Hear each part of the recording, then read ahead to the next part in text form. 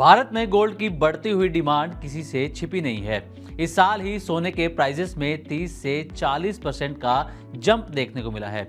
अब चाहे शादी ब्याह हो, कोई त्योहार हो या फिर इन्वेस्टमेंट का नजरिया हो, सोना हमेशा से ही भारतीयों की पहली पसंद रहा है।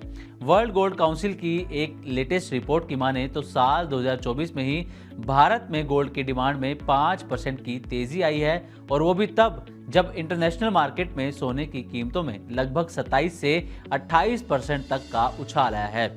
अब इसमें जो सबसे बड़ा हिस्सा है वो आता है ज्वेलरी के कंजम्पशन से। रिपोर्ट का तो ये भी कहना है कि इस मामले में भारत चाइना को भी पीछे छोड़कर पहले नंबर पर आ गया है। इसके अलावा अगर हम अपने देश में गोल्ड के प्रोडक्शन पर बात करें तो हमारे देश में कई सारी गोल्ड माइंस हैं, जैसे सबसे फेमस KGF यानी कि कोलार गोल्ड फील्ड्स जो कि कर्नाटका में है, या फिर कर्नाटका की ही हट्टी गोल्ड माइंस, या फिर उत्तर प्रदेश की सोनभद्र गोल्ड माइंस। इसके अलावा भी ऐसी कई और माइंस देश में मौजूद हैं। वर्ल्ड गोल्ड काउंसिल के मुताबिक भारत में लगभग 2000 मीट्रिक टन से ज्यादा का गोल्ड रिजर्व है, और उसमें से ज्यादातर अभी भी अनएक्सप्लोर्ड हैं। ऐसे में जो एक बड़ी बात सामने आ रही है वो ये कि आंध्र प्रदेश के करनूल में सोने की एक प्राइवेट माइन खुलने जा रही है, जिसका नाम है जोनागिरी गोल्ड माइन। ये माइन देश की पहली प्राइवेटली ओन्ड गोल्ड माइन होगी। इस समय देश में केवल हट्टी गोल्ड माइन ही एक एक्टिव गोल्ड माइन है, और उसे भी Karnataka government own and operate करती है।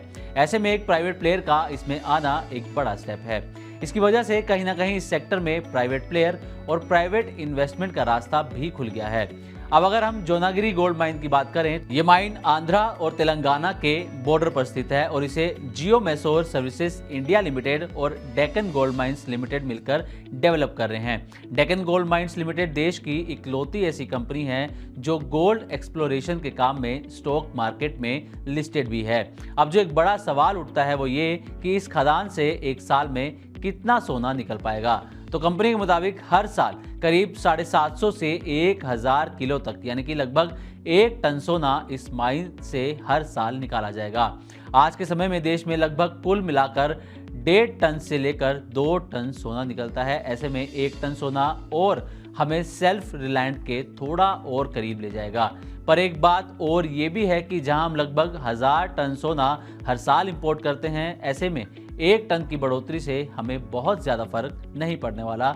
और अगर हम बात करें इससे जुड़े कुछ अल्टरनेटिव्स की, तो गोल्ड रिसाइकलिंग या फिर गवर्नमेंट स्कीम्स जैसे कि गोल्ड डिपॉजिट स्कीम या गोल्ड मोनेटाइजेशन स्कीम का भी यूज़ करके गोल्ड इंपोर्ट्स को ठीक ठाक कम किया जा सकता है।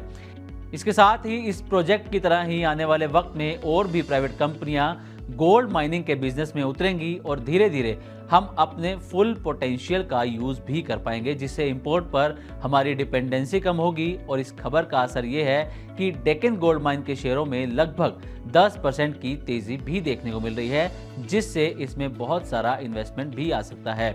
ये ना सिर्फ आने वाले वक्त में देश के गोल्ड सेक्टर में बड़े निवेश का रास्ता खोल सकता है, बल्कि इससे भारत का फॉरेक्स भी कम खर्च होगा। तो कुल मिलाकर जोनागिरी गोल्ड माइन गोल्ड और उससे जुड़े पूरे सेक्टर के लिए एक बड़ी खबर है, पर इन सब में हमें एनवायरमेंटल कंसर्न और सस्टेनेबिलिटी फैक्टर पर भी ध्यान देना पड़ेगा। तो उम्मीद करते हैं कि हमारी तरफ से दी गई जानकारी आपको अच्छी लगी होगी। इसी तरह की और भी वीडियोस के लिए देखते रहे मनी 9 और सब्सक्राइब करें हमारे चैनल।